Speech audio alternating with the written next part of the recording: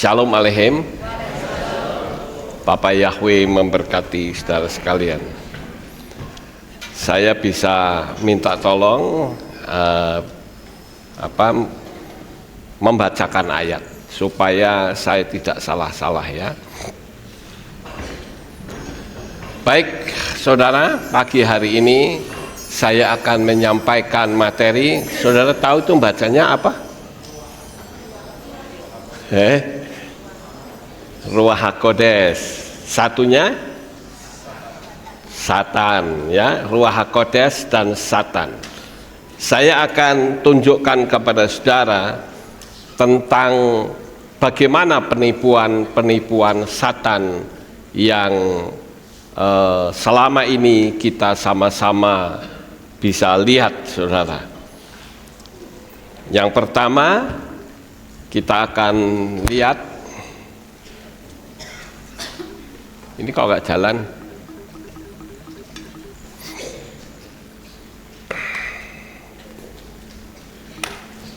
Ya.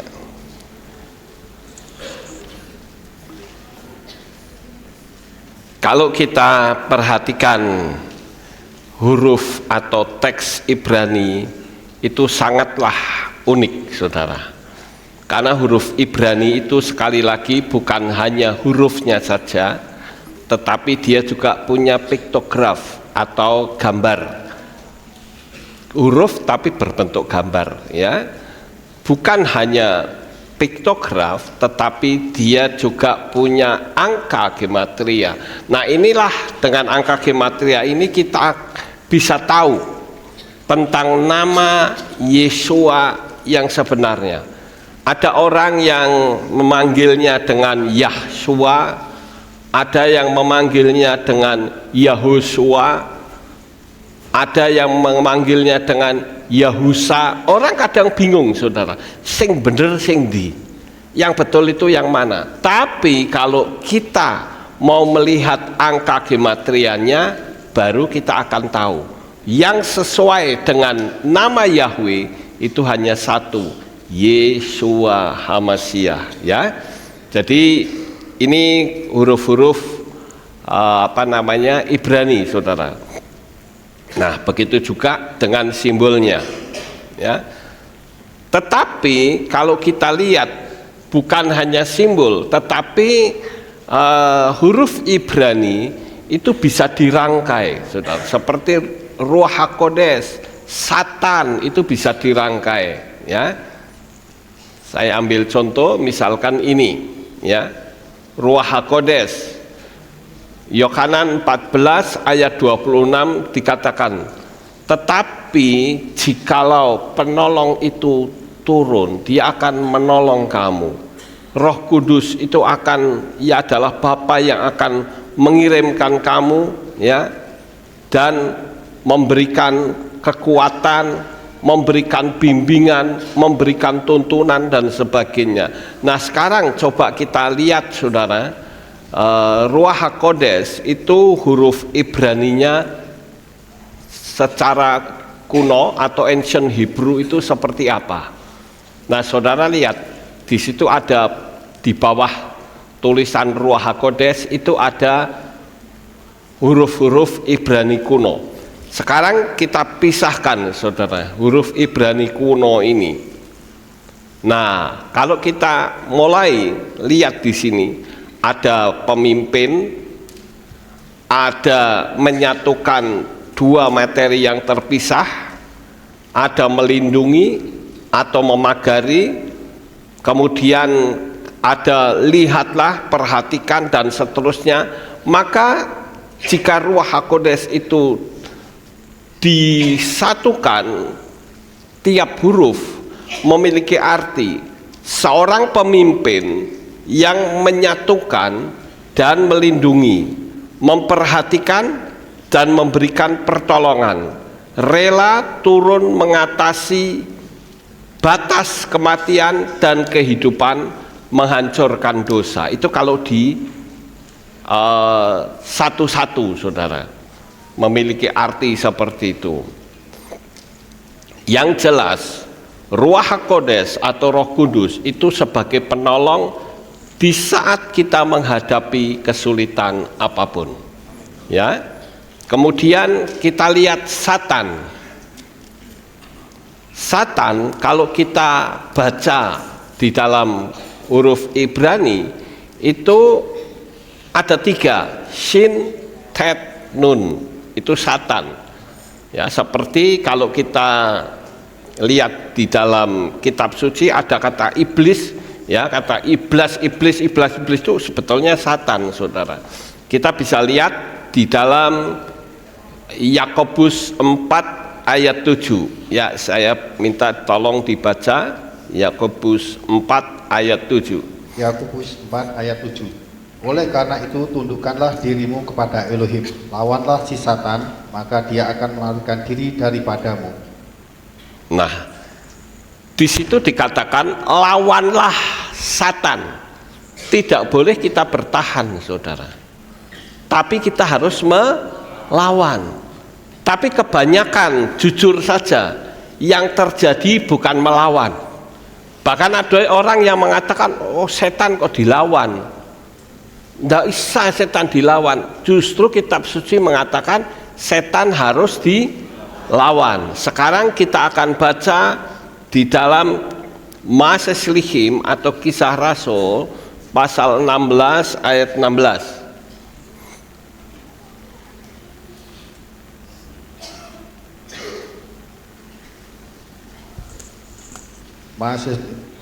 Kisah Para Rasul 16 ayat 16. Dan terjadilah ketika kami melanjutkan untuk suatu doa, ada seorang hamba perempuan yang memiliki roh ramal yang membawa keuntungan besar bagi tuan-tuannya menemui kami. Nah, di situ ada seorang perempuan yang dikuasai roh. Saudara, dalam terjemahan lain itu dikatakan piton spirit. Piton spirit itu artinya roh piton, seperti ular piton, saudara. Roh ini membelit tanpa disadari korbannya. Kemudian roh ini akan menghimpit dengan cara memberi kesedihan, depresi, keraguan, gangguan, dan putus asa. Ini adalah cara dari kuasa kegelapan. Mula pertama dirangkul, seolah-olah nggak terjadi apa-apa, seolah-olah itu aman-aman saja, saudara. Tetapi begitu rangkulannya itu sudah penuh, maka ular itu tinggal membelit dan mematahkan segala tulang-tulang yang ada. Roh itu bekerja dengan mengambil langkah awal, yaitu sanjungan, sehingga korbannya tidak sadar itu adalah pembiusan rohani. Baru setelah korbannya tidak sadar, masuk ke tahap berikutnya, yaitu penghancuran. Kenapa banyak orang tidak bisa diperingatkan? Orang bisa melakukan korupsi, dendam, pembunuhan, dan lain-lain karena anestesi, sudah kena anestesi dari piton spirit itu secara sempurna, sudah terbius, saudara. Ya, jadi kalau sudah terbius, diingatkan seperti apa, tidak mungkin bisa kodal, saudara. Nah, sekarang kita akan lihat piton spirit itu bagaimana cara kerjanya, saudara. Kita akan lihat berikutnya. Nah, waspadalah. Waspada adalah cara satu-satunya untuk menyadari datangnya kuasa setan menyerang kita. Coba kita akan baca dua ayat ini, 1 Tesalonika 5 ayat 6 dan 1 Kefa atau 1 Petrus 5 ayat yang ke-8.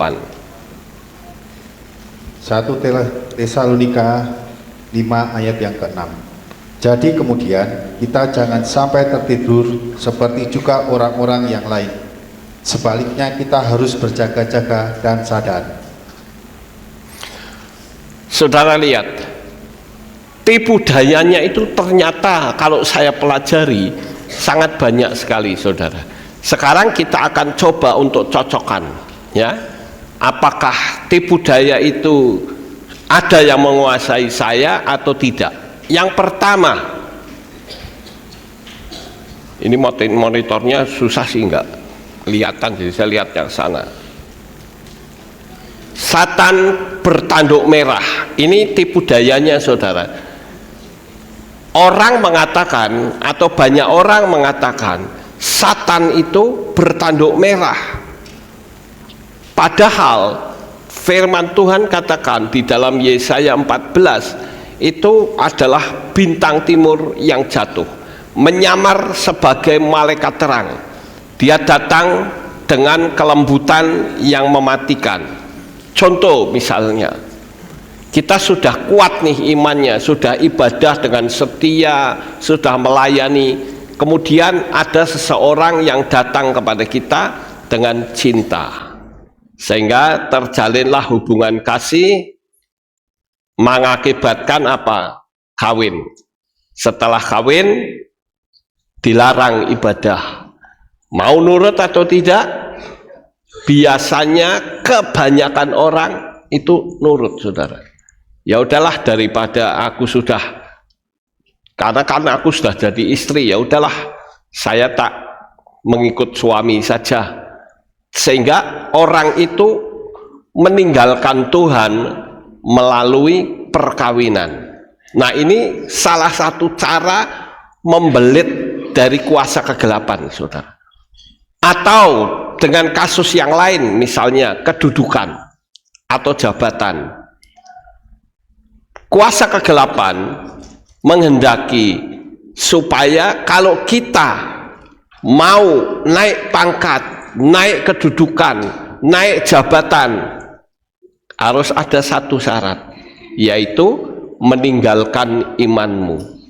Banyak sekali yang saya katakan mukalab-mukalab yang jabatannya tinggi, banyak meninggalkan Yesua.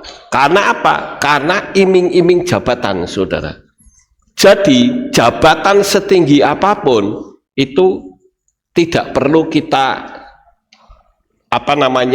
ngiler, tidak perlu kita merasa wah itu kok hebat, tidak perlu, ya, karena itu adalah seperti serigala berbulu domba. Kemudian sesuai dengan julukannya, yaitu bapa dari segala pembohong, dia akan membohongi anak Tuhan. Misalnya kita menghadapi satu masalah tidak selesai-selesai, lalu datang juga seorang teman mengatakan pergi aja ke dukun. Kalau ke dukun A atau B itu ampuh, itu lebih cepat daripada kamu tunggu Tuhan kesuwen.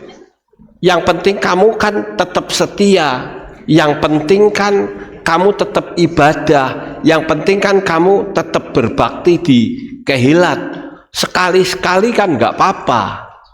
Biasanya begitu ya, saudara. Kemudian apa? Ya udahlah, kan aku tidak, pertama aku tidak berbuat jahat, yang kedua supaya masalahku cepat selesai, yang ketiga saya toh tidak meninggalkan Tuhan, sekali-kali nggak apa-apa. Tapi sebetulnya dengan kita datang pergi ke dukun itu sudah meninggalkan Tuhan, saudara.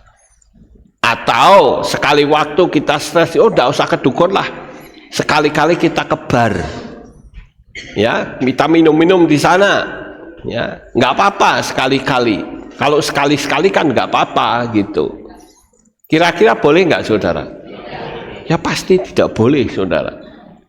Misalnya saudara sudah kawin 10 tahun atau 20 tahun, kemudian saudara berkata, sekali saja aku tak bermain perempuan, sekali saja. Boleh nggak, saudara? Tidak boleh, ya. Nah, ini adalah merupakan jebakan dari kuasa kegelapan. Sekarang yang kedua, Tuhan itu konsep agama supaya manusia hidup teratur. Ini tipuannya, saudara. Ya, Tuhan itu konsep agama supaya manusia hidup teratur. Buktinya orang-orang jahat hidupnya enak. Dia tidak pernah menyinggung tentang apa yang ada di balik kematian. Di situ saya gambarkan di balik tirai kematian kekal. Tidak ada yang memberitahu, saudara. Tetapi Yesua memberitahu, jangan kita sekali-kali bermain-main dengan dosa. Jangan sekali-kali kita hanya berkata, itu kan konsep agama belaka. Kita bukan beragama, saudara. Kita itu sedang mendapatkan jaminan keselamatan yang pasti hanya melalui Yesua. Ya, jadi jangan saudara banyak orang yang berpikir, itu kan hanya konsep agama. Nanti dulu, saudara. Kita bukan konsep agama.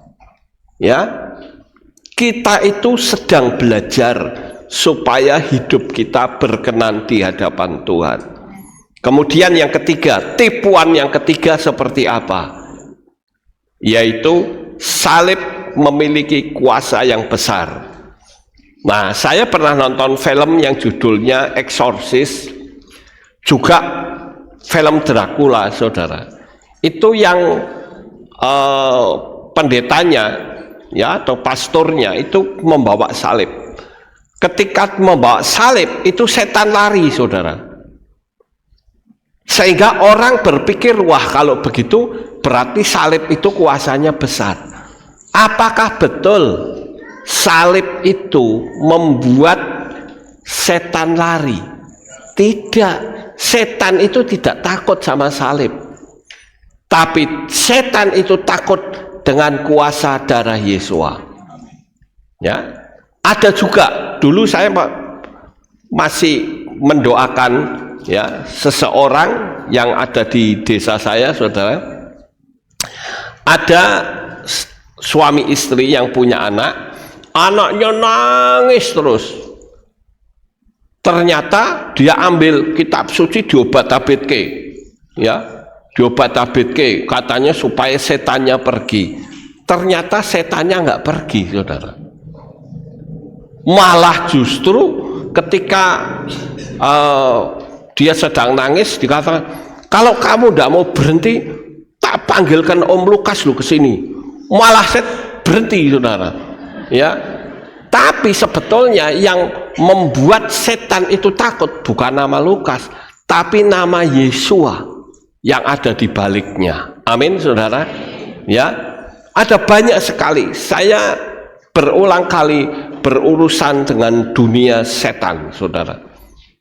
Sehingga saya menyadari bahwa kalau kita dekat dengan Bapa Yahweh, Tuhan pasti akan menolong kita.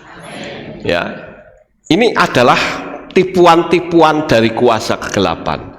Kemudian yang keempat, tipuan yang keempat, yaitu ajaran yang nampaknya baik, tetapi akhirnya menuju ke jurang maut. Saya katakan dalam nama Yesua HaMashiach, selama pengajaran itu tidak mengarah, tidak berpusat kepada Yesua HaMashiach sebagai Tuhan dan Juru Selamat kita, tidak mungkin itu disebut pengajaran yang benar. Karena pengajaran yang benar, pengajaran yang membawa keselamatan, yaitu pengajaran yang nama Yesua diagungkan, nama Yesua itu dimuliakan. Ya, karena kalau tidak, sekarang saya mau tanya, nabi siapa di dunia ini yang bisa menyelamatkan manusia? Tidak ada, saudara. Satu orang pun tidak ada. Karena nabi-nabi itu adalah keturunan orang berdosa. Darahnya itu sudah tercemar oleh dosa. Apalagi nabi tapi membunuh. Wah, itu sudah tidak mungkin, saudara. Tidak mungkin. Tangannya berlumuran darah. Ya. Tapi Yesua, ajarannya adalah kasih. Kalau kamu ditampar pipi kanan, berilah pipi kiri. Itu artinya jangan membalas. Ya. Ajarannya itu adalah ajaran kasih. Dunia ini, tempat di mana kita tinggal, itu sudah kehilangan kasih, saudara. Kita bersyukur bahwa kita semua boleh mengenal nama Yeshua HaMashiach. Sekarang yang keempat, yang kelima. Setan itu penguasa neraka. Saudara tahu, banyak cerita-cerita yang mengisahkan adanya orang-orang disiksa oleh setan di dalam neraka. Itu adalah tipuan. Di dalam kitab suci kita tidak pernah ada, sekali lagi, tidak pernah ada kalau setan itu berkuasa di neraka. Coba tolong tunjukkan di mana ayatnya setan itu berkuasa. Kita baca ya di dalam Matius 25 ayat 41. Matius 25 ayat 41. Lalu dia akan berkata pula kepada mereka yang di sebelah kiri, "Enyalah dariku ke dalam api kekal yang sudah disediakan bagi si Satan dan para malaikatnya, hai orang-orang yang terkutuk." Saudara lihat di dalam ayat itu dikatakan apa? Api kekal. Berarti sekali jebur ke neraka tidak bisa keluar, saudara. Dulu pernah ada di Magelang ini KKR, ya, judulnya keluarkan mereka dari neraka. Nggak bisa. Orang yang sudah di neraka tidak bisa dikeluarkan, saudara. Itu yang pertama. Yang kedua, ada ajaran yang namanya purgatori atau api penyucian. Kemarin ada orang WA kepada saya mengatakan, aku bersyukur kalau ada ajaran api penyucian, sehingga kita itu kalau masuk neraka disucikan di sana dan kita bisa pindah ke surga. Saya tanya, oh begitu ya? Lalu di mana ayatnya yang mengatakan adanya purgatori? Di mana ayatnya yang mengatakan adanya penyucian? Saya katakan kitab suci kita tidak pernah mengatakan adanya api penyucian. Sekali masuk neraka selama-lamanya.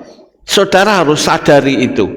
Kita sekali lagi mengikut kepercayaan Yeshua HaMashiach itu bukan hanya sekedar beragama atau supaya kita dianggap orang rohani, tetapi kita mengikut Tuhan Yeshua HaMashiach karena Dia sudah menyelamatkan kita dari api yang kekal. Saya bersyukur, saudara, bahkan sekarang ini kita bahkan mengerti tentang namanya. Jadi ajaran purgatori itu jelas tidak ada, ya.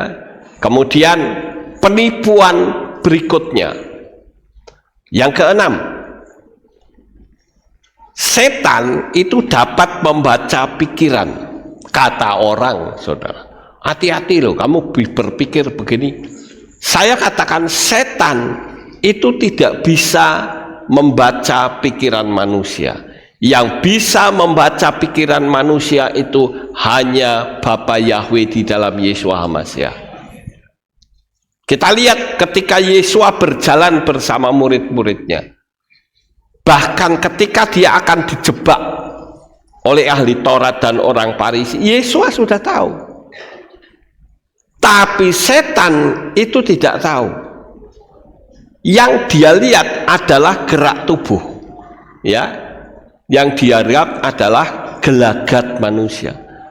Kalau saudara bingung, khawatir, takut, amarah dan lain-lain, itu adalah pintu masuk bagi kuasa kegelapan yang akan masuk. Makanya kalau ada orang yang marah, ada orang yang bingung, khawatir, itu dicurigai, saudara. Saya ambil contoh, misalnya saudara pergi ke suatu negara, kan mesti harus melewati imigrasi, betul? Ya, masuk ke imigrasi. Coba di sana saudara bingung, celingak, pasti didatangi oleh petugas imigrasi. Ya, bahkan mungkin bisa jadi saudara dipulangkan karena dicurigai, saudara. Oleh karena itu saya katakan, kalau setan itu berkata bisa membaca pikiran manusia, itu bohong. Kenapa dia berkata begini? Karena banyak orang-orang yang pergi ke dukun, ya, kemudian dukun itu mengatakan, oh saya sudah tahu masalahmu. Masalahmu itu kan ini.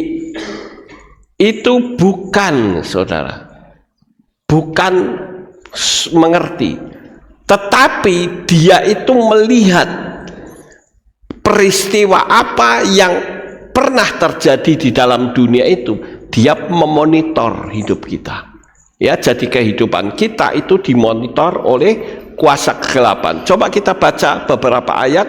1 Yohanan 3 ayat 10 dan Tehillim 139 ayat 2 sampai 4. 1 Yohanan 3 ayat 10. Dalam hal ini anak-anak Elohim dan anak-anak si Satan adalah nyata.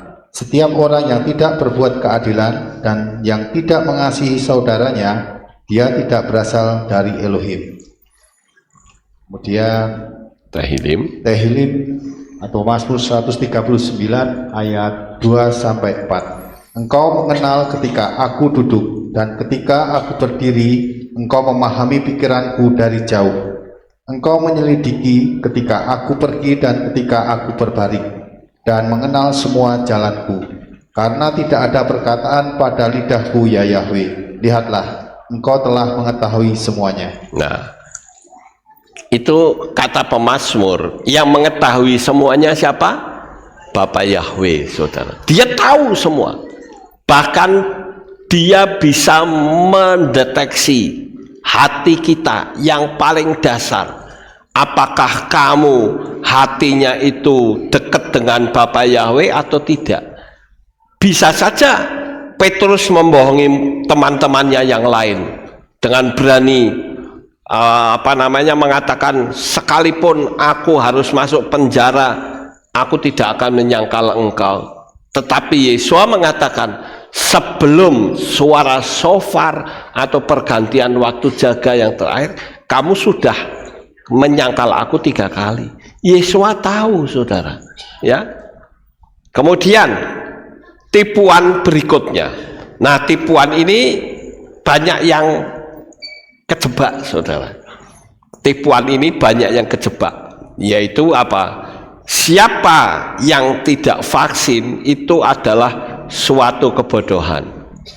Ada yang mengatakan begitu. Bahkan orang dengan bangganya foto di banner yang mengatakan, saya sudah divaksin. Ayo, betul apa tidak? Ya, banyak orang yang gagal di sini, yang mengatakan vaksin sehat, semua aman. Buktinya, ya saya nggak perlu ngomong, saudara. Ada lagi pendeta yang mengatakan, oh vaksin itu bukan 666. Lawang sudah jelas tidak bisa membeli dan menjual kalau tidak menerima tanda bilangan itu, jelas. Dan isinya vaksin itu apa? Sudah jelas, saudara. Ya, banyak sekali yang mengalami kegagalan di sini. Saya mengatakan, ini saya sampaikan kepada saudara, bahwa sekarang ini di luar sana sedang ramai akan adanya pemadaman listrik selama 7 hari. Terus ada orang yang tanya sama saya, Pak, tujuan dari pemadaman listrik itu untuk apa? Saya katakan, pemadaman itu sebetulnya untuk mendeteksi apakah manusia itu ketergantungan dengan listrik. Kalau listrik itu mati, maka mereka bisa pakai HP atau tidak? Tidak bisa, saudara.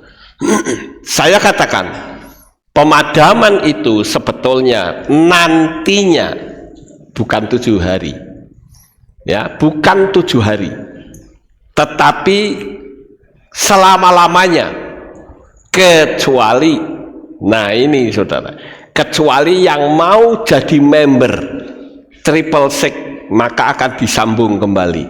Begitu juga internet.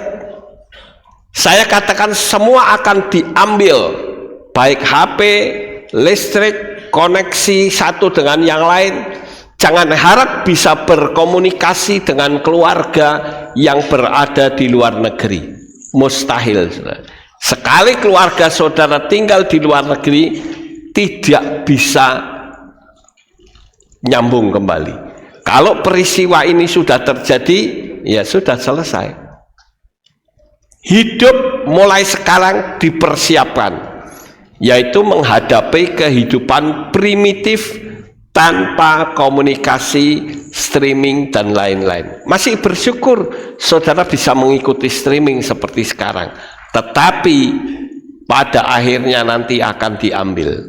Menurut Mata 1, program vaksinasi kemarin itu mengalami kegagalan, saudara, karena tidak sesuai dengan ekspektasi mereka.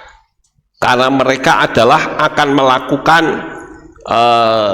depopulasi, tapi ternyata tidak semua orang mau divaksin, ya, bahkan yang menolak terang-terangan itu banyak. Target mereka ternyata sampai tahun 30, karena program vaksin yang kemarin itu mengalami kegagalan. Tokohnya juga dua, saudara. Saya sebut ya tokohnya, namanya Rockefeller dan Rothschild, ya, dua tokoh itu, saudara. Ya, semoga saja video ini tidak di take down, ya. Tetapi itulah yang kenyataannya. Saya kok berpikir dua tokoh ini kan sudah tua, saudara, wes bau tanah, ya, wes garek mati nih saja. Kok pingin merasa hidup sendiri, pingin kaya sendiri, manusia yang lain itu dianggap binatang semua. Inilah mereka, ya. Mereka mencari mangsa. Saya kemarin selama beberapa waktu ini, saya mencoba untuk mempelajari bagaimana trik-trik dari kuasa kegelapan itu. Ada yang mereka mencari mangsa, istilahnya sebagai apa ya, marketing, saudara.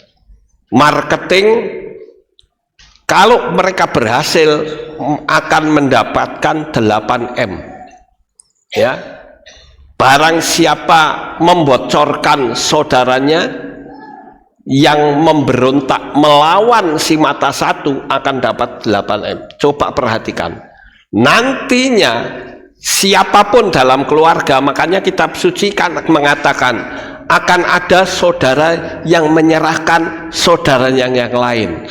Pernah baca tidak, saudara? Pernah, ya.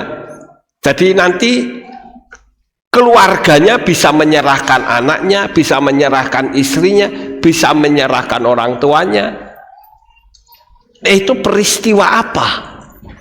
Itu peristiwa di mana mereka mengatakan kalau ada yang bisa, karena kalau mereka cari sendiri kan sulit, saudara, sedangkan mereka punya uang banyak. Bagaimana caranya? Kalau ada keluarganya yang lari aja sulit, saudara. Mereka pakai cara, yaitu ini model cara ini sudah dipraktekkan oleh komunis, ya. Siapa yang bisa menyerahkan saudaranya akan mendapat hadiah. Sudah seperti itu, saudara, ya. Ada tokoh-tokoh Kristen yang jual agama sebagai marketing vaksin. Ada nggak kira-kira? Banyak sekali, saudara. Saya kemarin lihat itu, aduh, ini orang-orang ini bagaimana sih? Kok mereka malah ada yang gerejanya menjadi posko. Ada yang mengatakan, yang penting kan aku enggak gereja buat posko, enggak apa-apa. Ya tetap enggak bisa, saudara, karena kita memberi fasilitas. Ingat bahwa waktu mereka yang akan mengambil semuanya apa yang menjadi milik kita, itu target tahun 2030. Ya, nanti kita nonton saja apakah itu berhasil atau tidak, saudara. Tetapi kalau kita lihat semua media itu sudah dikuasai oleh mereka. Semua media sudah berada di dalam genggaman tangan mereka. Tinggal waktunya pencet, selesai semua. Ya, hati-hati saudara, waktu sudah sangat pendek sekali. Kemudian tipuan yang berikutnya, siapa yang menginginkan kaya itu adalah dosa. Coba kita baca Matius 19 ayat 23 dan 1 Timotius 6 ayat 10. Matius 19 ayat 23.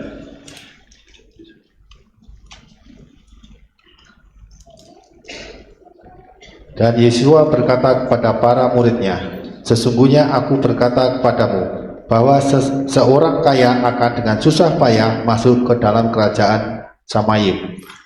Coba kita berhenti dulu. Tadi mengatakan orang kaya sulit masuk Samayim. Saudara pingin masuk Samayim enggak? Nah sekarang kalau dikatakan orang kaya itu sulit masuk Samayim, saudara pingin kaya atau tidak? Loh, kok sekarang pingin? Padahal dikatakan dalam kitab itu, siapa yang pingin kaya, dia tidak bisa masuk Samayim. Siapa atau orang-orang kaya itu sulit masuk Samayim. Sekarang buat sebuah pertanyaan, saudara. Mengapa orang kaya kok sulit masuk Samayim? Karena dia terikat oleh kekayaannya itu. Lah kalau kita kaya, kan kita bisa bangun kehilat, betul nggak saudara? Kalau kita kaya, kita bisa nolongin orang, betul nggak?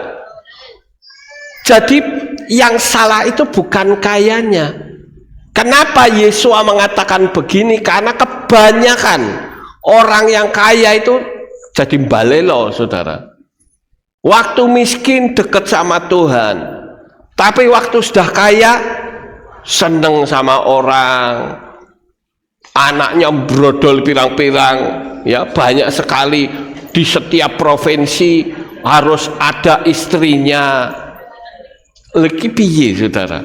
Waktu miskin dekat sama Tuhan, tapi begitu kaya, wah sak penak-penake dhewe. Ya, itu yang Yesus katakan, mengapa tidak boleh kaya? Jadi lebih baik kamu tetap miskin daripada kaya tetapi masuk neraka. Karena kekayaan itu tidak dipergunakan sebagaimana mestinya. Coba kita baca 1 Timotius 6 ayat 10. 1 Timotius 6 ayat yang ke-10. Sebab akar segala yang jahat adalah cinta uang, yang ketika beberapa orang mendambakannya, mereka telah disesatkan dari iman dan telah menyiksa dirinya sendiri dengan berbagai kepedihan. Nah, akar segala kejahatan ialah cinta uang. Saudara cinta uang tidak? Loh, katanya akar segala kejahatan cinta uang. Saudara ditanya cinta uang atau tidak? Cinta. Penerapan ayat yang salah itu bisa bergeser maknanya, saudara. Ada orang yang mengatakan, oh kita tidak boleh cinta uang. Benar? Ayo, berani nggak kalau saya tantang? Betul tidak cinta uang? Jangan pegang uang selama 1 minggu. Nangis saudara. Betul nggak saudara? Makanya kenapa Paulus mengatakan kepada Timotius, ya, akar segala kejahatan ialah cinta uang. Karena dengan memburu uang melegalkan segala cara. Orang yang cinta uang, dia akan melegalkan cara. Artinya cinta uang yang negatif, saudara, ya. Kalau kita semua, saya katakan dengan jujur, kita cinta uang. Kalau enggak mungkin. Emangnya mau beli bensin pakai apa iman? Kayak enggak mungkin, saudara. Kita semua cinta uang.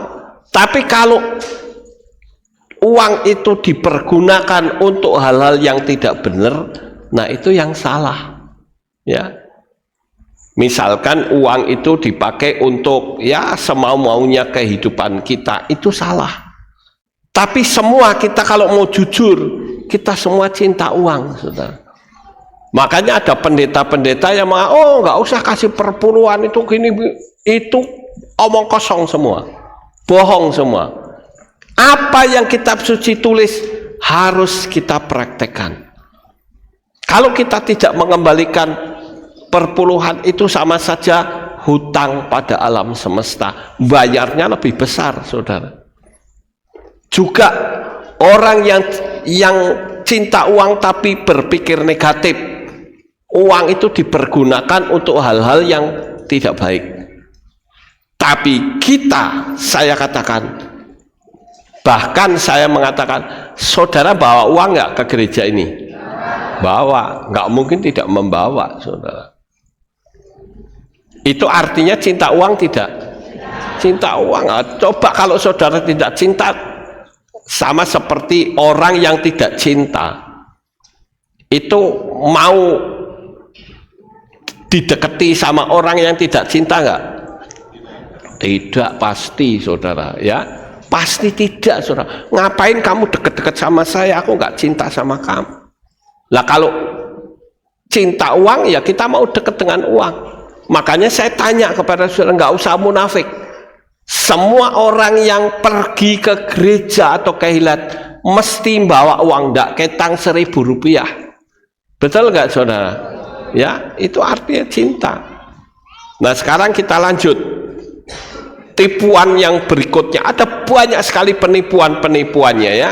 Saya kasih tahu ini.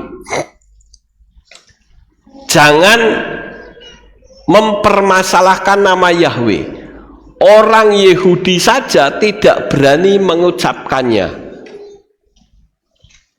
Jangan panggil nama, kita tidak layak. Emang siapa manusia yang layak di hadapannya? Tidak ada seorang pun, ya. Tapi kita dilayakkan menurut kitab suci dan kita harus panggil namanya. Ada 3 ayat yang harus saudara hafal, yaitu Divre Hayamim Alef atau 1 Tawarikh pasal 16 ayat 8 yang mengatakan Hodula Yahweh kir ubismu, bersyukurlah kepada Yahweh, panggillah namanya. Kemudian Tehillim 105 ayat 1, kemudian Yesaya 12 ayat 4. Harus apal, saudara, sehingga nama itu harus dipermasalahkan loh. Yang punya nama mempermasalahkan kok, saudara. Ini salah satu tipuan setan. Bahkan mohon maaf kalau saya mengatakan, yang ngomong seperti ini justru kaum teolog.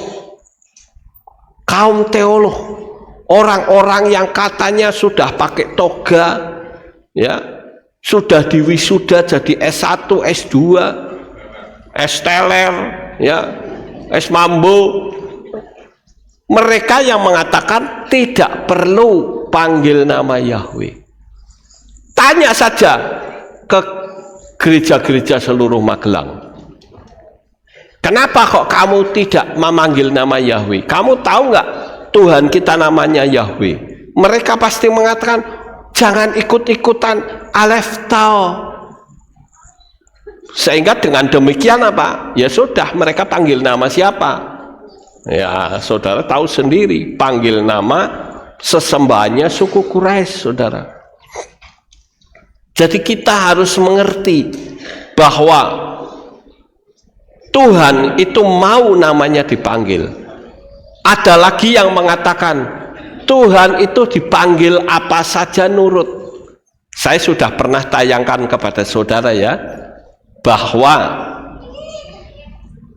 Satanic Bible yang ditulis oleh Anton Sander LaVey itu mengatakan setan dipanggil apa saja nurut. Ya sakarepe, setan dipanggil apa saja nurut. Tapi kalau Bapak Yahweh tidak bisa dipanggil apa saja. Amin. Tidak bisa Bapak Yahweh itu dipanggil genderuwo, tidak bisa, saudara. Bapak Yahweh, Bapak Yahweh, dia nama kudus kok. Yang lebih kecil lagi, nama itu disandingkan dengan nama yang cemar. Itu kecil, saudara. Nama itu terlalu suci. Nama itu terlalu kudus. Tapi terlalu suci dan terlalu kudus itu bukan berarti tidak boleh dipanggil. Harus dipanggil, saudara.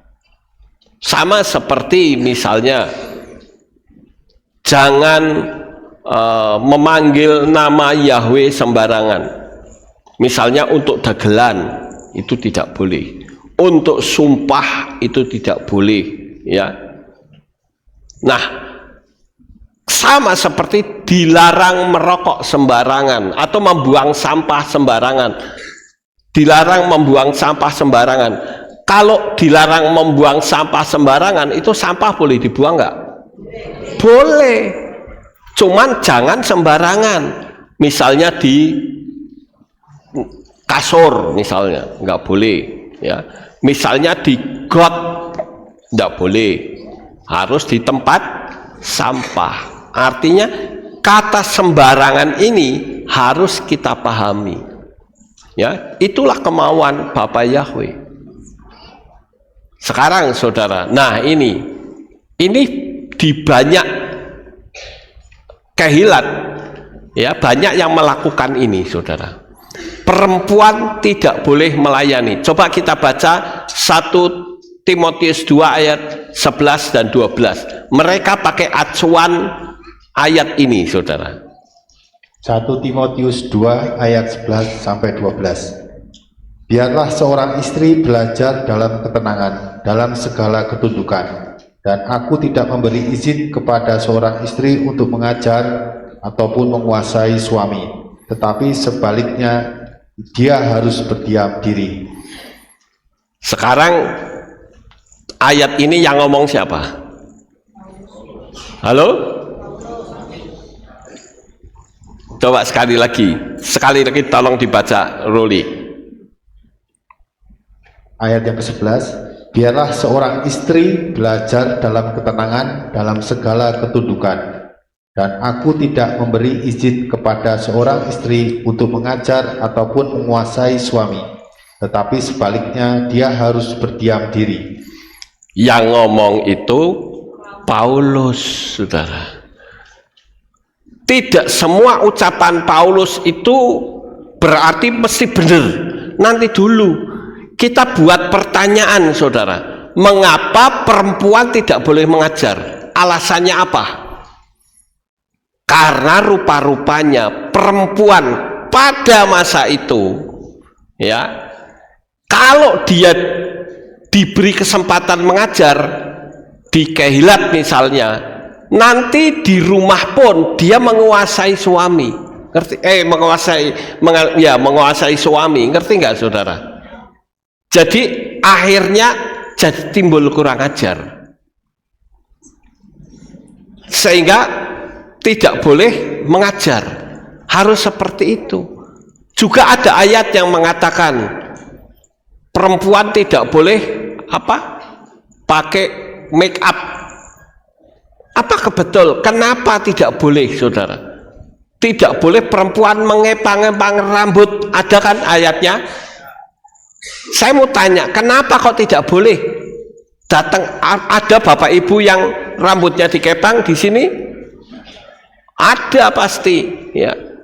Nah, saya katakan, kenapa kita harus buat pertanyaan? Kenapa perempuan kok nggak boleh mengepang-epang rambut? Tidak boleh, istilahnya dandanan menor. Karena itu suatu tanda. Tanda apa? Pelacur, saudara. Zaman dulu tapi. Lah kalau sekarang apakah perempuan yang kepang itu pasti pelacur? Tidak, ya, kita harus ngerti konteksnya gitu loh. Jangan diterobos semau-maunya, ya. Saya katakan kehilat atau gereja tidak akan bertumbuh maju kalau yang perempuan dilarang melayani. Ayo sekarang tunjukkan kehilat mana atau gereja mana yang bertumbuh ketika perempuan tidak boleh melayani. Nggak ada, saudara. Jadi saya katakan, kalau perempuan tidak boleh melayani, berarti nasihati anak juga tidak boleh. Betul nggak, saudara? Itu kan sama saja.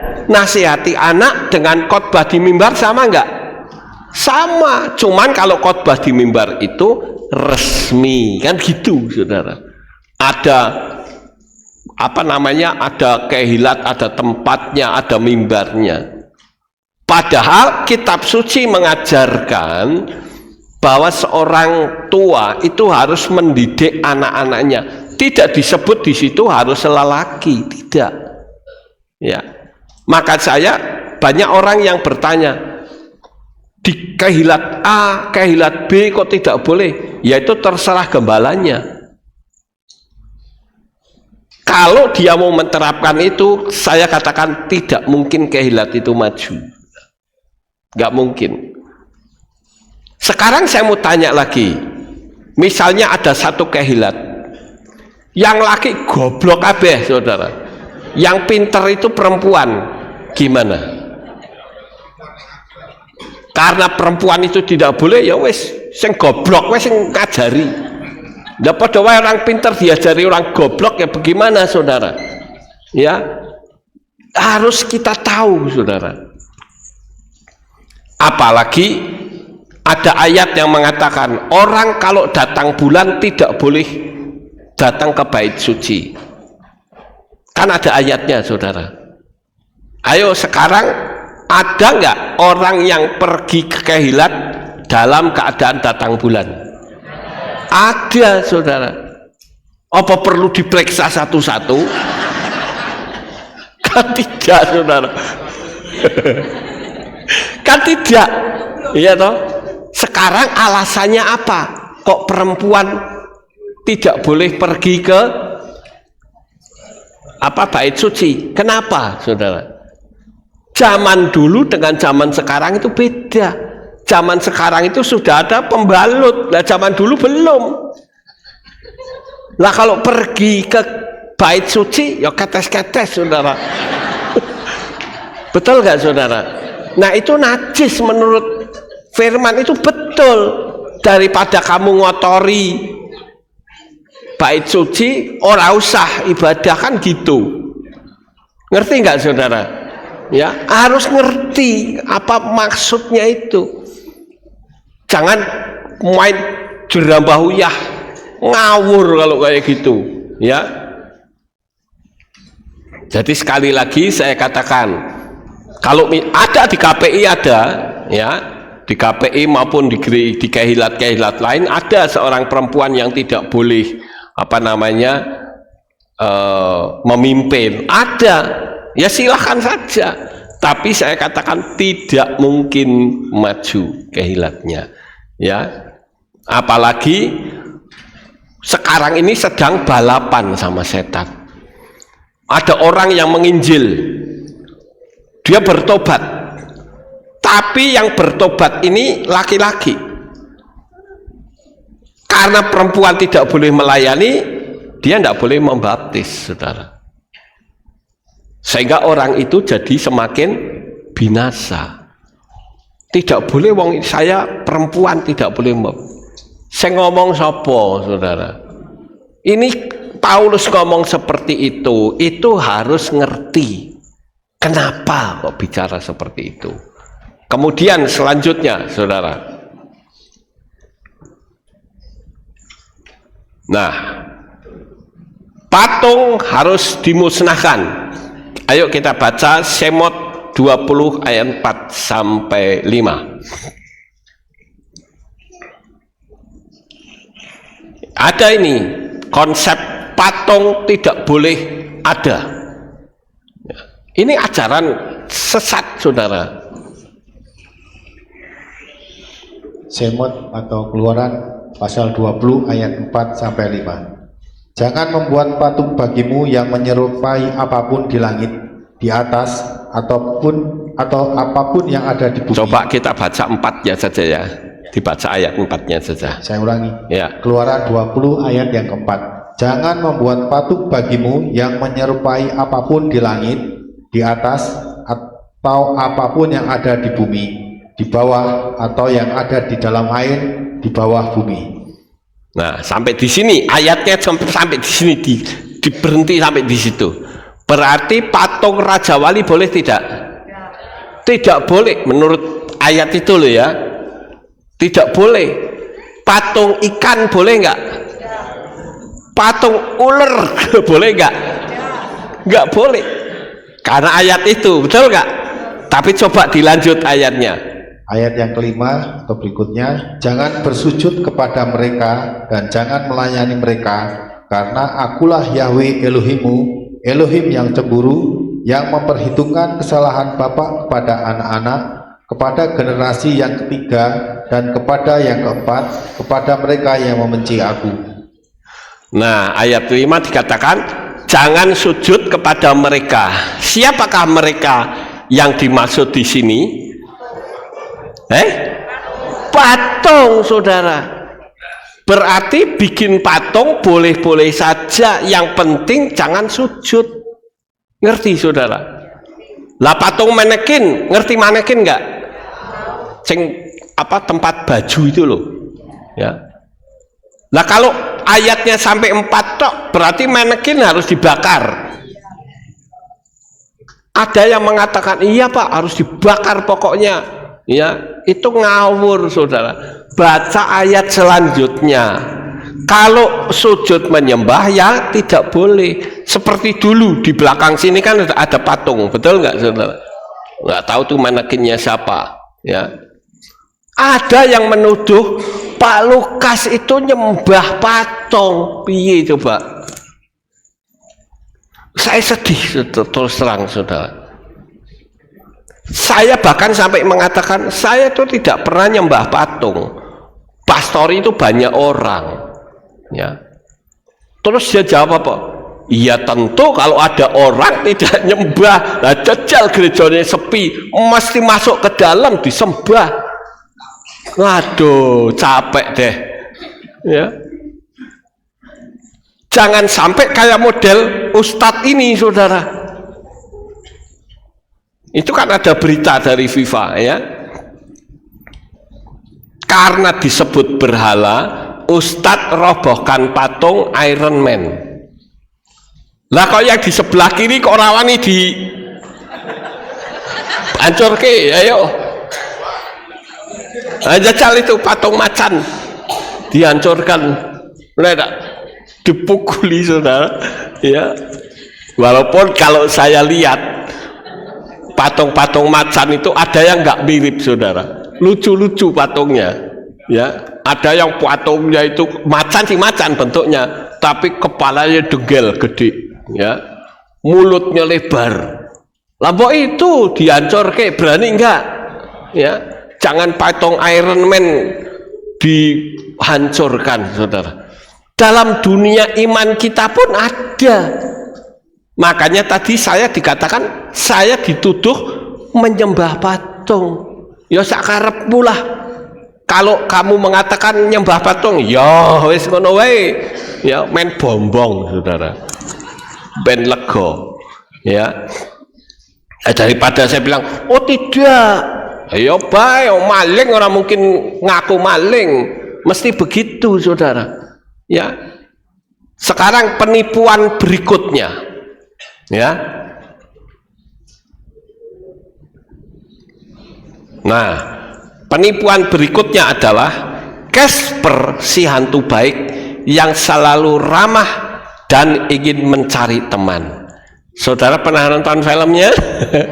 Pernah, semua pernah sih ya. Karena film ini lucu saudara dan baik sekali, tapi pengajarannya salah. Mana ada hantu baik saudara? Ayo, mana ada hantu baik? Nggak ada hantu baik saudara. Hantu itu pasti jahat Nggak ada hantu baik. Ya, makanya saya berpikir kok lucu ya. Ada film kayak begini. Terus ada lagi film I Dream of Jenny. Pernah nonton? Dulu, tapi sekarang sudah nggak ada siaran televisi I Dream of Jenny. Cuma tinggal mantuk begini, apa yang diinginkan terjadi, saudara. Ya. Nah, ini banyak sekali pengajaran-pengajaran dari luar yang salah, yang keliru, saudara. Terus ada lagi, ya, yang ke-13.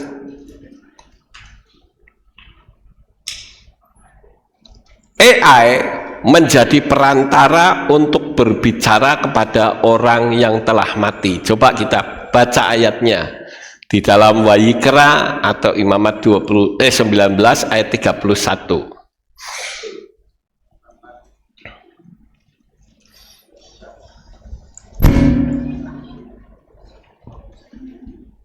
Imamat pasal 19 ayat yang ke-31. Ya. Hendaklah kamu tidak berpaling kepada para perantara arwah dan kepada roh-roh peramal. Janganlah kamu mencari mereka sehingga menjadi najis olehnya. Akulah Yahweh Elohimmu. Ya, kita nggak boleh bicara sama mayat kan?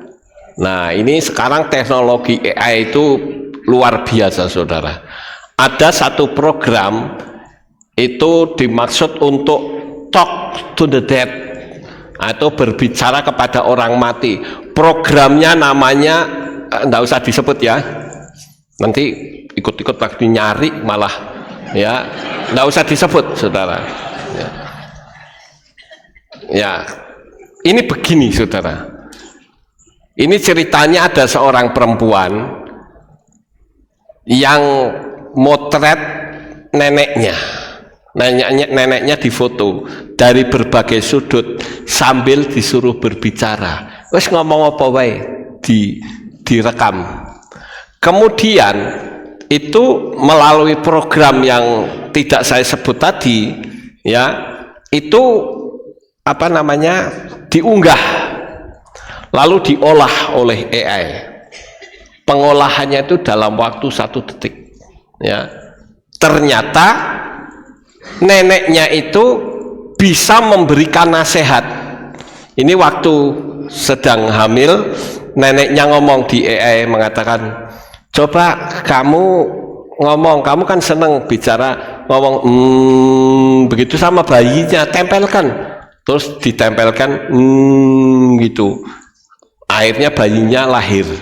Nah, pada waktu bayinya lahir, bayinya diajak ngomong lagi, ya, coba nenek cerita, padahal neneknya sudah mati, saudara. Waktu sama ini, sama anaknya, neneknya masih hidup, ya, tapi setelah mati itu masih bisa, saudara. Maka si perempuan itu mengatakan, "Mom, would you tell Charlie?" Dia ngomong, coba kamu cerita sama Charlie. Charlie itu kalau diceritani sebelum tidur, dia cerita. Ini kan ceritanya anaknya sudah lahir, saudara, ya. Dia tunjukkan HP-nya, neneknya cerita, saudara. Ya, cerita seperti orang cerita, padahal mati, saudara, ya. Kemudian waktu anaknya sudah sekolah, ya, umur 10 tahun, ya, dikatakan how was school today, dia, neneknya pun bisa tanya, bagaimana keadaan di sekolahmu. Dia bisa cerita, saudara. Jadi kalau misalkan dia galau atau apa, dia tinggal apa, masuk ke program itu, neneknya bisa cerita. Sama nggak seperti firman Tuhan tadi, atau tidak boleh bicara sama orang mati? Sama nggak, saudara? Sama. Orang yang sudah mati tapi bisa cerita, ya.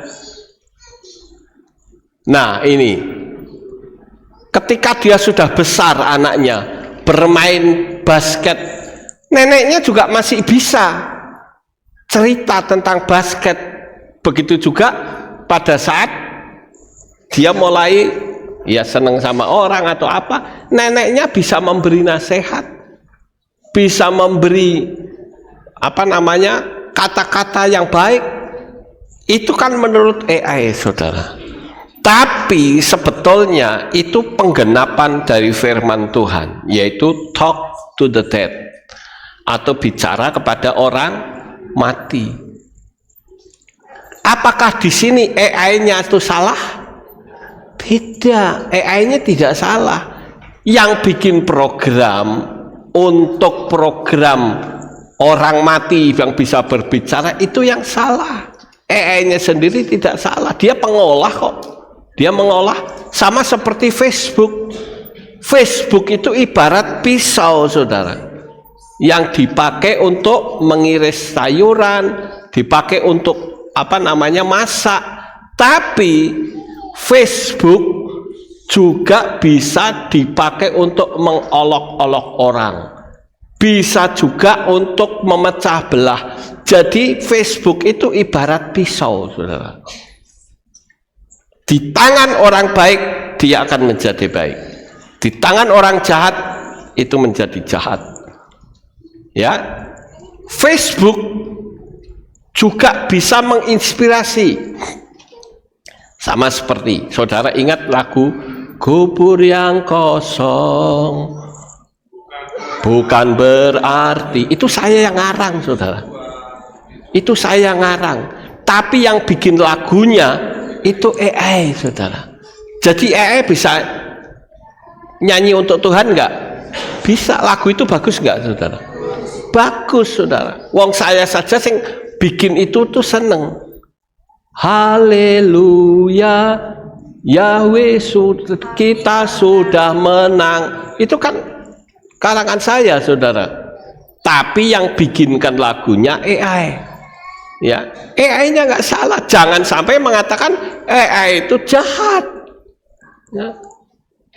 Kalau seperti itu bisa saja ada ayat yang mengatakan waktu orang-orang waktu Yesua masuk ke Yerusalem naik keledai, kan orang-orang mengatakan Hosana, dia yang datang dalam nama Bapa, kan begitu.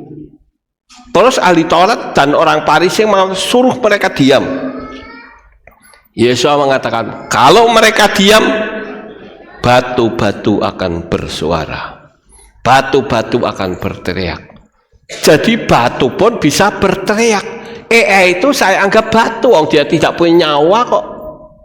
Ngerti nggak, saudara? Karena orang-orang yang pinter ngarang lagu malah ngarangnya lagu untuk si A. Ya Tuhan pakai batu, pakai AI, saudara. Ngerti nggak, saudara? Jangan AI-nya yang disalahkan. Ya, AI itu tidak bersalah, dia pengolah data kok. Ya, sampai di sini saudara ngerti cerita ini? Ya, coba saudara bayangkan teknologi yang canggih seperti ini bisa menyesatkan, saudara. Juga teknologi itu bisa menguras keuangan saudara. Yang penting, ayo kita lebih dekat sama Tuhan. Jangan sampai, ya harapan saya kan seorang pun tidak ada yang tahu. Sebelum mereka ambil semua, Roh Kudus sudah kembali dan kita bisa menyongsong Tuhan di awan-awan yang permai. Itu keinginan saya, saudara. Ini tipuan-tipuan setan yang begitu banyak.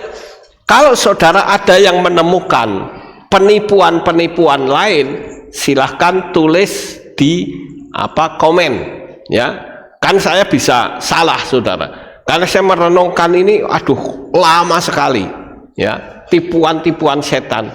Tapi kalau ada yang bisa lebih lagi menambahi, akan lebih baik, ya, bisa menambah pengetahuan kita semua. Ya, saudara. Amin buat firman Tuhan. Sukses besar untuk saudara. Bapak Yahweh memberkati. Haleluya. Kita akan berdoa. Kami mengucapkan syukur dan terima kasih kepadamu ya Bapa. anugerah dan berkat kasih daripadamu kami senantiasa syukuri, karena saat ini kami berada di penghujung dunia. Oleh karena itu biarlah kami akan lebih dekat kepadamu, karena tipuan-tipuan kuasa kegelapan itu begitu banyak. Terpujilah Engkau Bapa Yahweh, di dalam nama Adonai Yeshua HaMasiah kami berdoa. Amin. Ada pengumuman? Shalom. Berjumpa kembali dalam Alive Talk Update News. Berikut pengumuman minggu ini. Divisi Men's Club akan mengadakan piknik dengan tema Kuhubrukum ing Bapa Yahweh ke Pantai Wediombo, Jungwok, Blue Ocean, Santorini, Yogyakarta, dan juga pusat oleh-oleh pada hari Jumat 3 April 2026. Dengan biaya 200.000 per orang, DP 50% di awal yang digunakan untuk pemesanan bis. Biaya tersebut sudah termasuk transportasi, snack, dan makan. Kegiatan ini terbuka untuk umum. Bagi Bapak Ibu Saudara yang ingin ikut serta, dapat mendaftar melalui Bapak Yuli, Bapak Sutong, atau ke kantor Kehilat. Segera mendaftar karena kuota terbatas. Mari seluruh pelayan Tuhan semua divisi hadir dalam doa pelayan pada hari Senin 9 Februari 2026 pukul 6 sore untuk tim yang bertugas divisi anak. Demikian pengumuman minggu ini. Sampai jumpa di Alive Talk Update News selanjutnya. Bapak Yahweh memberkati.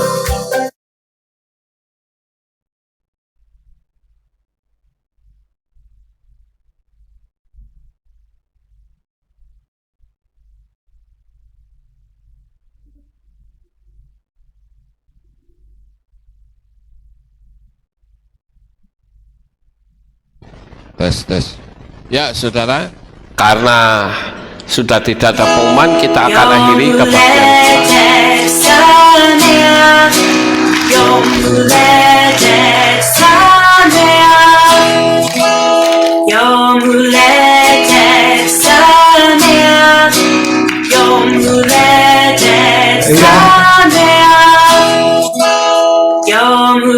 Selamat ulang tahun Bapak Lukas.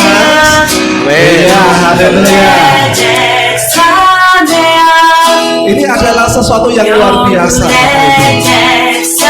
Jangan emosi ya Pak Lukas ya. Mic-nya mati tadi ya. Oh, dipaten ini. Yang inilah ulang tahun Bapak Lukas. Yang keberapa Bapak Lukas? Yang ke-66. 66. Masih ingat ya Bapak Lukas ya? Yang ke-66 ya. Kita minta tolong Bapak Lukas duduk sebentar Bapak Lukas. Apa? Duduk sebentar, nanti akan dikasih kursi. Ya. Iya, haleluya. Di kursi ini. Ini adalah foto-foto ya Bapak Lukas ketika beliau pelayanan dan juga ketika beliau bersama-sama dengan istri tercinta melayani.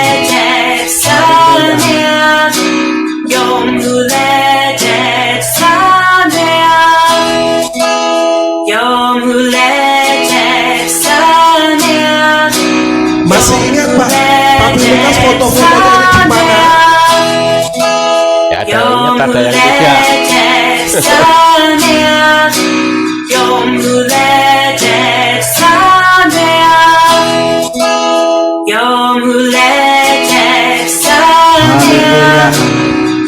Haleluya, kita berikan tepuk tangan tolong yang paling meriah buat Bapak Yahweh.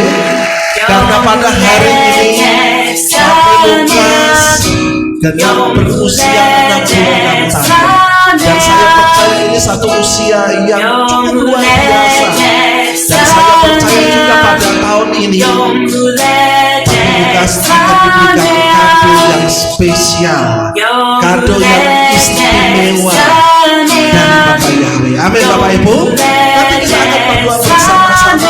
Tetapi saya ingin bertanya dulu untuk Bapak Lukas. Bagaimana perasaannya Bapak Lukas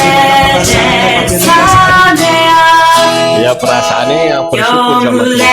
Haleluya. Nah, saya mau bertanya lagi sambil kita melihat video-videonya dan foto-fotonya Papi Lukas. Kira-kira orang yang pertama hari ini Kami keluarga Tuhan mau mengucapkan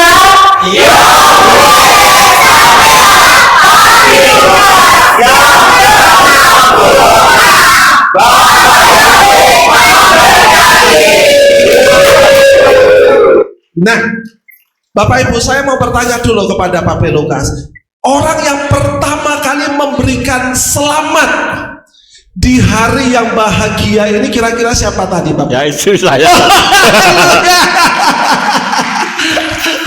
Kalau istri tidak pernah lupa ya. Saya udah lupa. Tapi kalau Papi kira-kira ingat enggak ulang tahunnya? Ingat. Tapi kalau hari hanya lupa. Kadang lupa. Oh, jangan lupa. Tapi hari ini tidak ada salahnya kita panggil Mami Lukas juga untuk bisa maju bersama-sama menemani Papi Lukas di depan. Dan saya mau bertanya lagi ini untuk Papi Lukas. Kira-kira Papi Lukas punya doa harapan apa ini di usia yang ke 66 tahun? Saya minta waktunya Bapak Ibu ya, kira-kira 10 menit begitu. Ya, harapan saya jemaat tetap setia dan kita bisa rapture bersama. Amin. Haleluya, kita berikan tepuk tangan. Itu harapannya Papi Lukas. Mungkin ada pesan harapan dari Mami Lukas untuk Papi Lukas di usia yang semakin Muda. kalau Papi ini terus merasa muda Bapak Ibu ya, terus merasa muda, tetapi usianya ternyata semakin bertambah ya. Harapan Mami Lukas untuk Papi di usia yang ke-66 tahun. Iya, tetap sehat, jaga kesehatan, jaga iman, ya tetap ya, jaga Iya. iman. Karena iman datangnya kan dari Bapak Yahweh ya, jadi bisa saja direbut setan ya. Jadi terus dijaga ya. Ya, terus saya mau ngomong juga, selama 1 tahun yang lalu kan sakit ya. Iya. Mau ulang tahun malah sakit ya. Jadi Tuhan sudah kasih perpanjangan umur. Nah, Haleluya. harapan kita semua ya, harapan saya dan juga harapan semua jemaat ya. Amin. Papi itu sehat. Amin. Ya, Papi itu terus melayani kita Amin. semua bersama dengan kita, dan harapannya jangan suka ngomong saya mau duluan gitu loh. Betul enggak Bapak Ibu Saudara? Iya, betul sekali. Karena saya minta sama Bapak Yahweh setiap malam, setiap hari saya bilang, saya secara pribadi, keluarga dan juga jemaat tidak siap ditinggal. Amin. Amin. Bukan belum, tapi tidak siap. Karena kita mau rapture bersama-sama. Haleluya. Ya, jadi harapan saya tidak pernah ngomong gitu ya. Nggak boleh enaknya sendiri ya, egois. Maunya ketemu Tuhan duluan, terus kita ditinggal ya. Nggak seperti itu ya. Jadi saya berterima kasih sama Bapak Yahweh karena Tuhan sudah berikan perpanjangan umur ya. 1 tahun dari tahun yang kemarin itu sakit ya, karena berulang-ulang Papi Lukas itu sering pingsan. Itu membuat kita deg-degan ya, membuat kita merasa gimana lah gitu ya.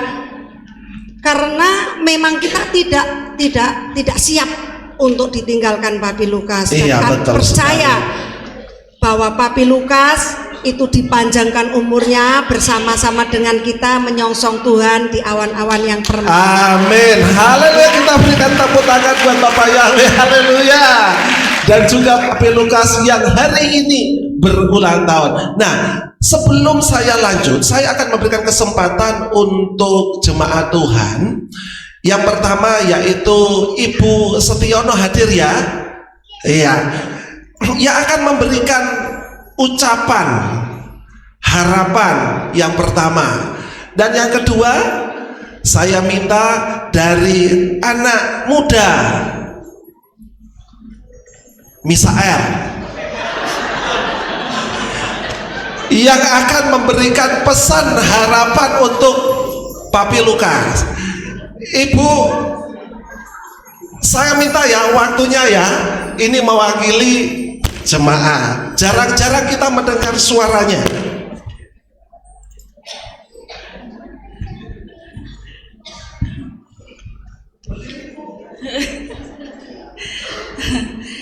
Yang pertama-tama saya mengucapkan selamat ulang tahun.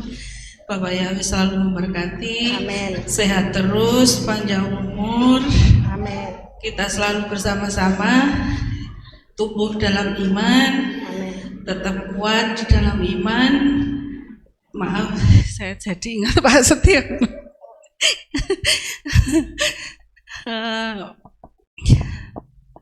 Saya ikut bahagia gitu saja. Ibu sama Bapak masih bersama-sama, selalu dikuatkan gitu aja. Terima kasih. Ini adalah ucapan dan doa mewakili jemaat. Kalau tadi dari yang usia yang tua, sekarang yang muda ini Misael, pesan untuk Papi Lukas. Ya, silakan Misael. Berdiri.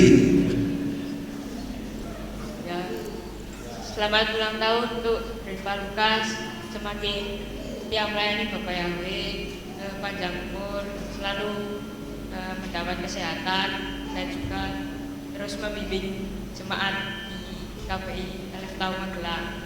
Amin. Akhirnya kita berikan tepuk tangan untuk ucapan dan harapan dari jemaat dan juga istri tercinta untuk Papi Lukas. Dan saya percaya lewat bertambah usiamu. Haleluya. Ini perwakilan dari pengurus dan juga divisi Papi Lukas khusus untuk Bapak Gembala. Kami turut gembira di hari jadimu. Selamat ulang tahun dan panjang umur. Selamat ulang tahun dan panjang umur. Di usiamu yang semakin dewasa, kasih Yahweh semakin sempurna.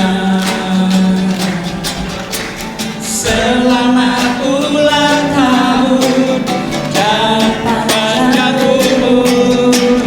Bertumbuhlah semakin dewasa, diberkatilah selamanya.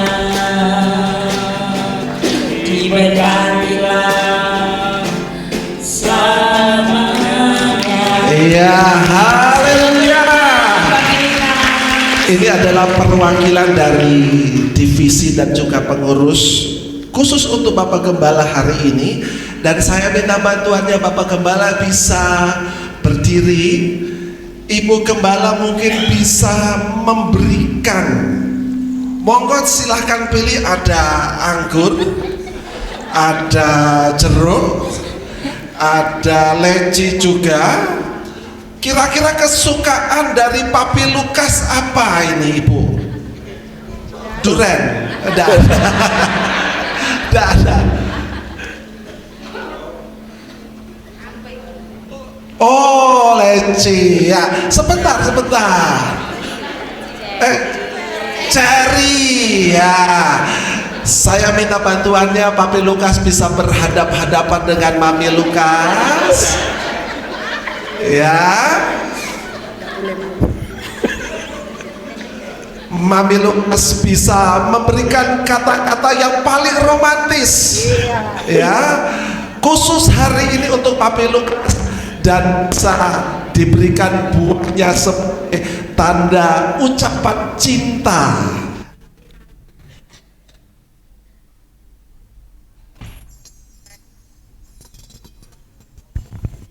Papinya malu-malu. Selamat ulang tahun Papi tersayang. Hampir 46 tahun ya saya mendampingi. Saya ini penolongmu loh. Dalam suka duka bersama-sama penolong ya. Bukan perongrong ya. Bukan perongrong. Saya tetap menolong. Ya dalam keadaan apapun juga. Jangan malu lah. Tatap saya yang penuh cinta ini loh. Ya. Iya, berikan ciuman, haleluya. Itulah kata-kata yang penuh dengan cinta yang disampaikan oleh istri tercinta. Dan sebentar nanti kita akan mendoakan Papi Lukas bersama-sama.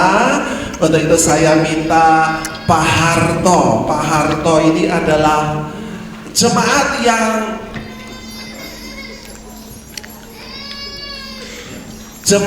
yang paling sepuh di tempat atau di kehilan kami.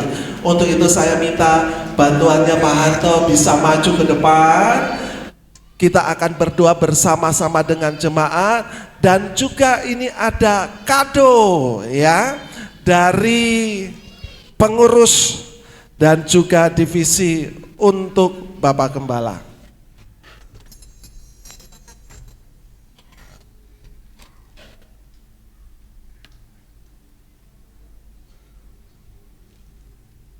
Oke, ya. Mari kita ajak bersama-sama berdoa untuk mendoakan Pak Gembala kita yang saat ini tambah umur menjadi 66 tahun. Haleluya. Haleluya. Ayo bangkit berdiri, haleluya. Arahkan tangan kita kepada Bapak Lukas, haleluya. Mari kita sama-sama berdoa. Saat ini kami mengucapkan syukur dan terima kasih Bapak Yahweh atas kasih sayangmu, pemeliharaanmu, perlindunganmu, tuntunanmu, sehingga pagi hari ini kami bisa menyaksikan akan kemurahan-kemurahan Tuhan yang sudah dilimpahkan untuk keluarga, terutama Pak Lukas di dalam pertambahan umur ini dengan sehat dan segar. Terima kasih Bapak Yahweh, terima kasih sebab itu Bapak Yahweh. Kami berdoa Tuhan untuk Bapak Lukas terutama biar di dalam Tuhan pertambahan umur ini diberikan hikmat, akal budi, kekuatan, kesehatan Bapak di dalam pelayanannya. Bapak Yahweh memakai dengan luar biasa sehingga bisa membangkitkan jemaat di tempat ini menjadi jemaat yang setia, jemaat yang melayani, jemaat yang Tuhan mempunyai perubahan-perubahan baru. Terima kasih Bapak ya, segala visi misinya Tuhan tolong Engkau genapi Bapak ya. Kami percaya Bapak yang Engkau akan memakai Bapak Gembala kami dengan luar biasa. Terima kasih Bapak yang Engkau terus memberkati di dalam rumah tangganya, Engkau memberkati di dalam Tuhan segala pelayanannya, misinya Tuhan tolong Bapak Yahweh. Terima kasih Bapak Yahweh, terima kasih. Jadikan Tuhan rumah tangganya menjadi rumah tangga yang penuh damai, sejahtera, sukacita melimpah diberkati oleh Bapak Yahweh. Terima kasih Bapak Yahweh, terima kasih. Jadikan Tuhan Bapak Lukas menjadi Tuhan menjadi pencetak sejarah Bapak Yahweh, sehingga dunia ini bisa dirubah Bapak semua untuk Tuhan memuliakan Bapak Yahweh. Terima kasih Bapak Yahweh, terima kasih sekali lagi Engkau memberkati Bapak Yahweh di dalam pelayanannya Bapak Yahweh. Terima kasih hanya di dalam nama Tuhan Yesus kami sudah berdoa dan mengucap syukur. Haleluya. Amin. Amin. Haleluya. Tetap berdiri Bapak Ibu, tetap berdiri. kita akan selfie bersama dengan Bapak Gembala sambil kita mengatakan Yom Huledet Samea Papi Lukas, Bapak Yahweh memberkati. Oke Papi Lukas, saya minta bisa berdiri di sini. Pengurus.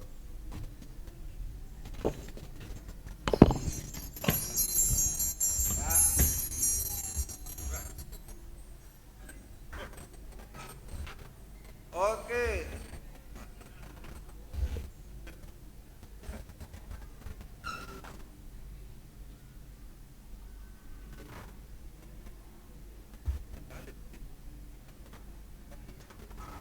Oke. Siap Bapak Ibu? Siap ya? Saya hitung sampai 3. 1, 2, 3.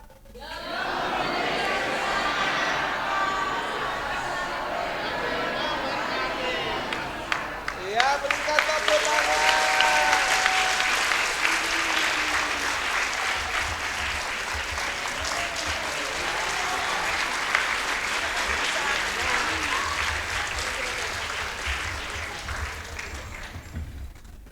Sini.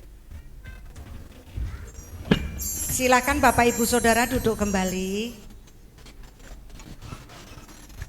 Ya, dengan rasa syukur Papi Lukas ingin membagikan berkat buat saudara. Jangan dilihat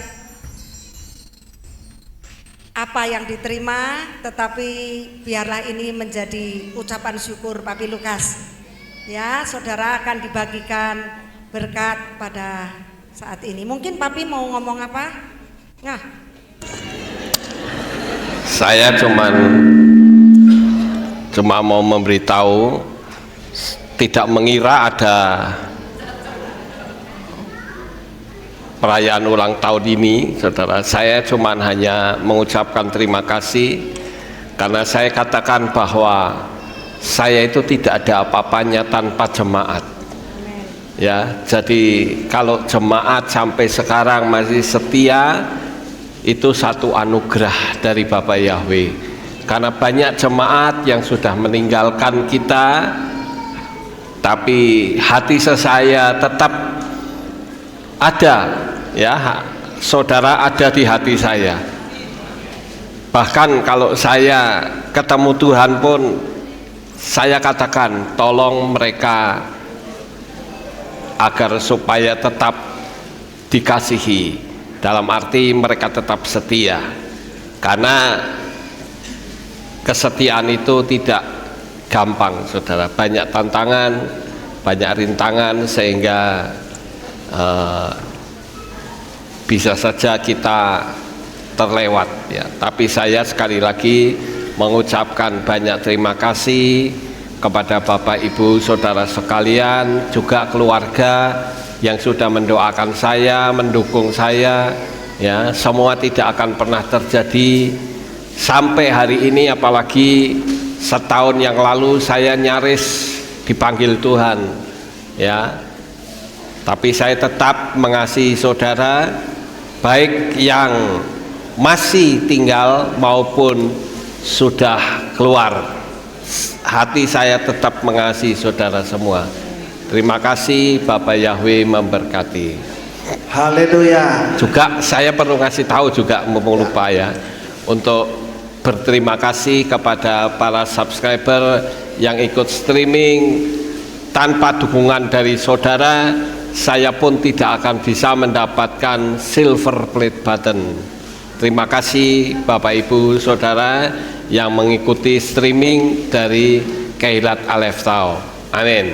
Amin. Haleluya. Ini adalah harapan dan doa dari Papi Lukas di usia yang bukan semakin lagi, tapi memang semakin dewasa. Iya, tapi sudah luar biasa berkat Bapak Yahweh yang Bapak Yahweh curahkan dalam kehidupan Bapak Gembala. Sambil berkatnya, ucapan syukurnya dibagikan, saya masih memberikan satu kesempatan untuk jemaat Tuhan yang mungkin ingin bertanya kepada Papi Lukas di hari ulang tahun. Mungkin Papi Lukas pingin apa toh? Begitu. Iya. Mungkin Bu Kadiono. Iya. Saya tembak langsung saja sambil kita menunggu selesai dibagikan berkatnya.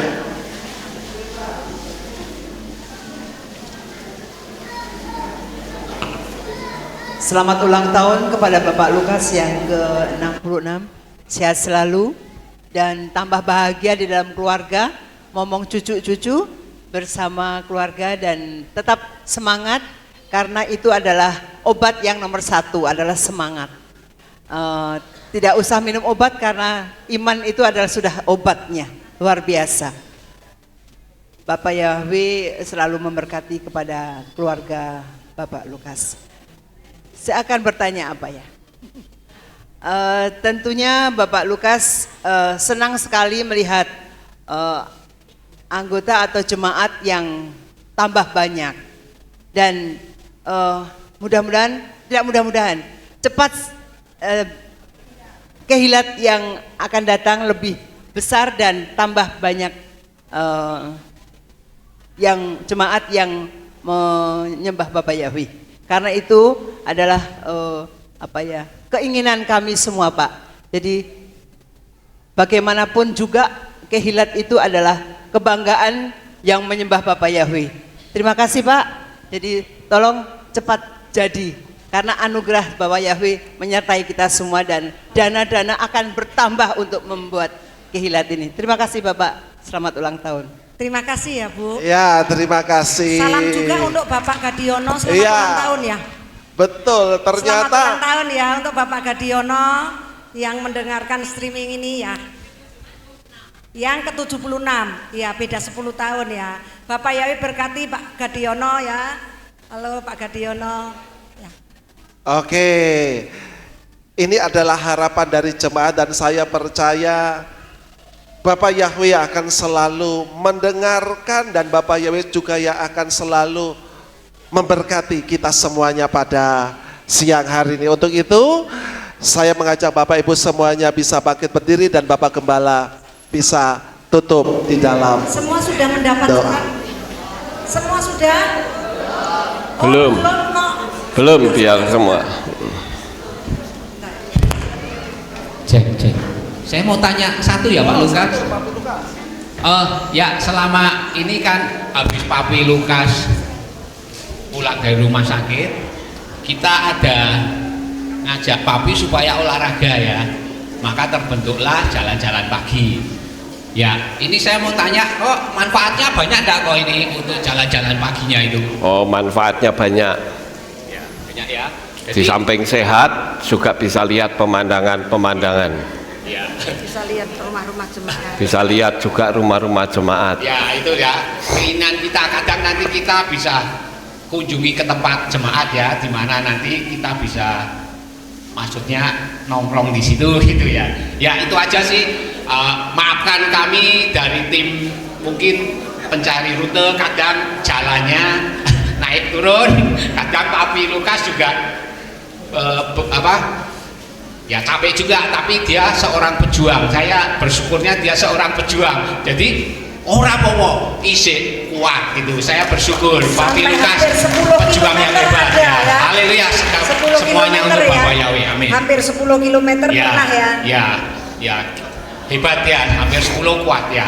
Terima kasih aja, itu aja Papi. Kami dari anggota Jalan-Jalan Pagi mengucapkan selamat ulang tahun. Bapak Yahweh selalu memberkati, amin. Ada yang masih belum dapat? Angkat tangan. Sudah semuanya? Itu belakang. Ada yang belum? Ayo segera.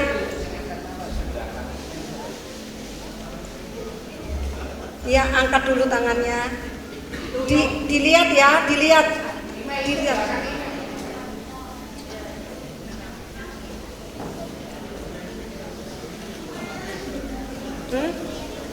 Oh ya, nanti tunggu di.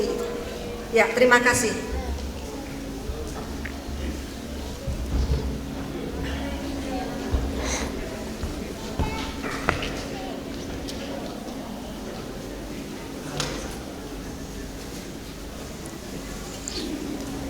Sudah semua ya?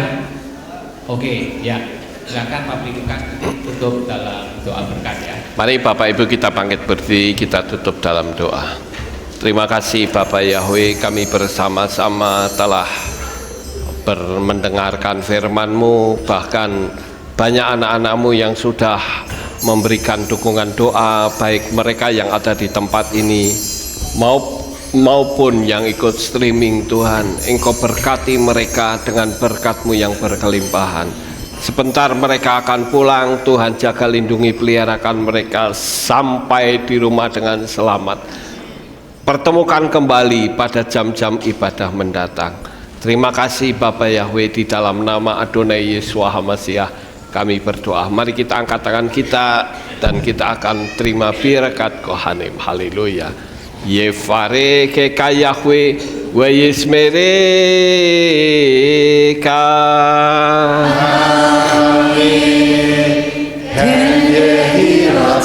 Yair Yahweh panau eleka wikuneka.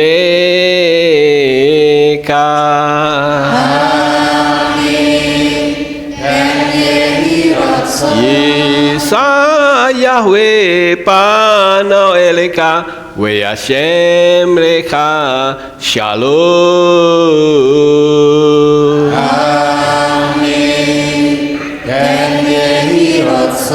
Baruk atapair ufaruk atapesade, diberkatilah engkau di kota dan diberkatilah engkau di ladang. Amin. Baruk peripitneka ufri atmatka ufri faemteka syikar ala peka westerot suneka, diberkatilah buah kandunganmu, diberkati hasil bumimu dan hasil ternakmu, anak-anak lembumu dan anak-anak dombamu. Amin. Baruk tan akha umi syarteka, diberkatilah bakulmu dan tempat adonanmu. Amin. Baruk atapoboika ufaruk atapetseteka, diberkatilah engkau pada waktu masuk dan diberkatilah engkau pada waktu keluar. Amin. Baruk ata Yahweh Eloheinu meleka olam besem Yeshua HaMashiach warwah kodes kile olam faed. Kami sudah berdoa dan mengucap syukur. Amin. Amin.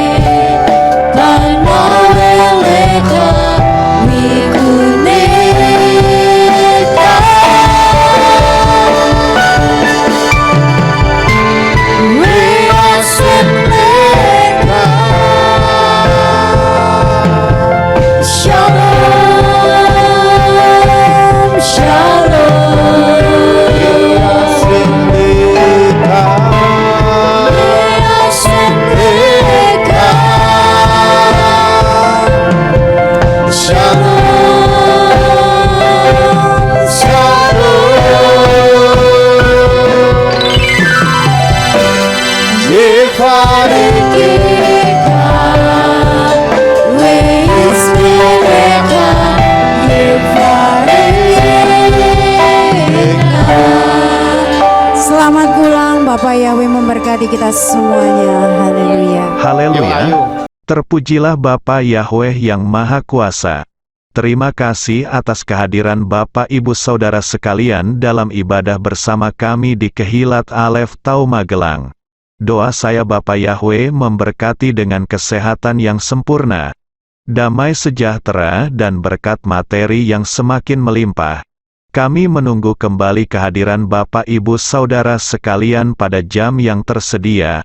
Hari Sabat jam 5 pagi, hari Minggu jam 6 pagi, hari Rabu jam 6 sore. Siap sedialah sebagai mempelai Hamashiach untuk menyambut kehadiran mempelai pria kita, yaitu Adonai Yeshua HaMashiach di awan-awan yang permai.